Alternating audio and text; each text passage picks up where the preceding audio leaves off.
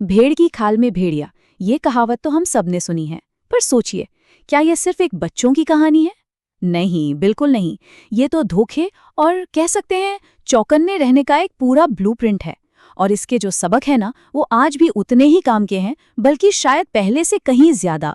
तो चलिए, आज इस जानी पहचानी कहानी की उन परतों को खोलते हैं जिन पर अक्सर किसी का ध्यान नहीं जाता। कहानी की शुरुआत होती है एक बिल्कुल परफेक्ट दुनिया से, एकदम शांत चारागाह जहां सब कुछ ठीक वैसा है जैसा उसे होना चाहिए। पर सच तो ये है कि ये सुकून और सुरक्षा का माहौल ही धोखे के लिए सबसे अच्छी जमीन होती है, क्योंकि जब हम सबसे ज्यादा महफूज महसूस करते हैं तभी हमारा ध्यान सबसे ज्यादा भटकता है। तो पहला हिस्सा है शांत चरागाह। कहानी का ये शांत और सुकून भरा आगाज। यहाँ का माहौल देखिए, सब कुछ कितना व्यवस्थित है। भेड़ें एकदम निश्चिंत हैं। क्यों? क्योंकि उनकी देखभाल के लिए एक चरवाहा मौजूद है। पूरे झुंड में एकता है, शांति है। ये एक ऐसी दुनिया है जो भरोसे पर बनी है, और यही भरोसा बहुत जल्द कहानी के विलन का सबसे बड़ा हथियार बनने वाला है। अब आता है दूसरा हिस्सा, भेड़िए की कपटी योजना। और इसी शांति के बीच अब एक खतरे की एंट्री होती है। और ये रहा वो खतरा। जंगल के किनारे से एक भेड़िया सब कुछ देख रहा है। एक बात पर गौर कीजिए, वो तुरंत हमला नहीं कर रहा। वो सिर्फ एक भूखा शिकारी नहीं है, बल्कि एक शातिर रणनीतिकार है। वो झुंड की हर हरकत, उनके भरोसे और उनकी कमजोरियों को पढ़ रहा है। तो अब भेड़िए के पास दो ऑप्शन थे, या तो वो अपनी ताकत का इस्तेमाल करे या फिर दिमाग का। सीधा हमला, मतलब एक खुली लड़ाई जिसमें चरवाहा भी है, कुत्ते भी हैं।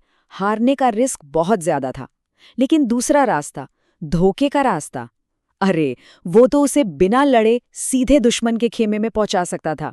जाहिर है, भेड़िए ने ताकत के ऊपर अपनी चालाकी को चुना, और यही चीज उसे और भी ज्यादा खतरनाक बना देती है।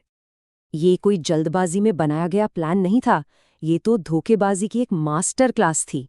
पहला स्टेप, एक सही भेस ढूंढना। दूसरा, उस भेस को पहन लेना। तीसरा, घुसपैठ के लिए सही वक्त चुनना, यानी शाम का धुंधल का, जब सबका ध्यान बटा हुआ हो। और आखिरी और सबसे मुश्किल स्टेप, एक भेड़ होने का नाटक करना। उसके हर कदम में एक सोची समझी चाल है। कहानी का तीसरा हिस्सा, समझदार भेड़ का शक।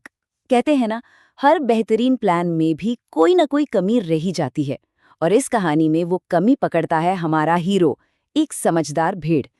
झुंड में घुसने के बाद भेड़िए का पहला काम होता है भरोसा जीतना। वो एक भेड़ की आवाज की नकल करके दोस्ती का हाथ बढ़ाता है। शुभ संध्या मित्र।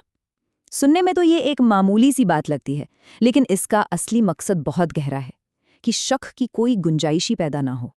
जहां बाकी भेड़ें एक नए साथी को देखकर शायद खुश हो रही थीं, वहीं ये समझदार भेड़ कुछ अजीब चीजों पर ध्यान दे रही थी। जैसे अजनबी की चाल में वो बात नहीं थी जो एक भेड़ में होती है।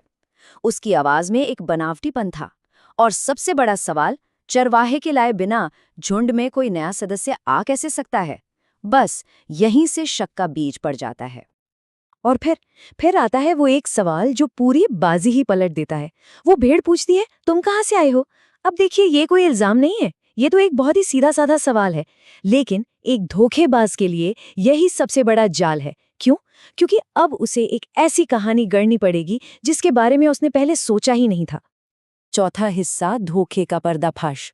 अब वो पल आ गया है जब सच सामने आने वाला है। उस एक सवाल के दबाव में भेड़िए का सारा आत्मविश्वास टूटकर बिखर जाता है। उसका जवाब देखिए, हकलाहट से भरा है। मैं तो बहुत दूर से आया हूं। ये जवाब नहीं है, ये तो बचने की एक कमजोर सी कोशिश है। उसका इतना सोचा समझा भेस अब उतरना शुरू हो गया है। धोखे को पकड़ने के लिए हमेशा सबूत की जरूरत नहीं होती, कभी कभी सिर्फ इशारे ही काफी होते हैं।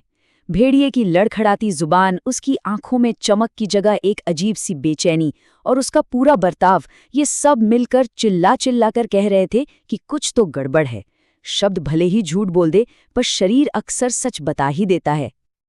और जैसे ही शक यकीन में बदलता है, वो समझदार भेड़ चुप नहीं रहती।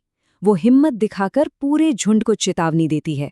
ये सिर्फ एक चेतावनी नहीं है, ये उस चुप्पी को तोड़ने का एक साहसी कदम है जिसने धोखे को पनपने का मौका दिया था। एक बार जब सच बाहर आ जाता है तो फिर धोखे का अंत तय हो जाता है। चेतावनी सुनते ही चरवाहा और उसके कुत्ते तुरंत हरकत में आते हैं और भेड़िया पकड़ा जाता है।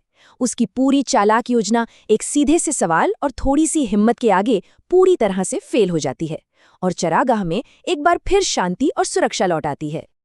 और अब 5वां और सबसे अहम हिस्सा, कहानी की सीख। तो इस पूरी कहानी का निचोड़ क्या है? इससे हमें क्या सबक मिलता है? देखिए, कहानी की सबसे बड़ी सीख तो यही है कि धोखे की उम्र ज्यादा लंबी नहीं होती। सच को कुछ देर के लिए तो छिपाया जा सकता है, लेकिन आखिरकार वो सामने आ ही जाता है। लेकिन ये कहानी एक और बात सिखाती है कि सच को सामने लाने के लिए सिर्फ इंतजार करना काफी नहीं है। इसके लिए किसी न किसी को छोटी छोटी बातों पर गौर करने और फिर सच बोलने की हिम्मत दिखाने की जरूरत पड़ती है। और आखिर में ये कहानी हमारे लिए एक बहुत जरूरी सवाल छोड़ जाती है। असल जिंदगी में ये भेड़ की खाल कई रूपों में हमारे सामने आती है। कभी मीठे शब्दों में, कभी झूठे वादों में, या फिर कभी नकली दोस्ती के रूप में। सवाल ये है कि हम इसे पहचानें कैसे। इसी विचार के साथ ये विश्लेषण यहीं समाप्त होता है। जुड़ने के लिए शुक्रिया।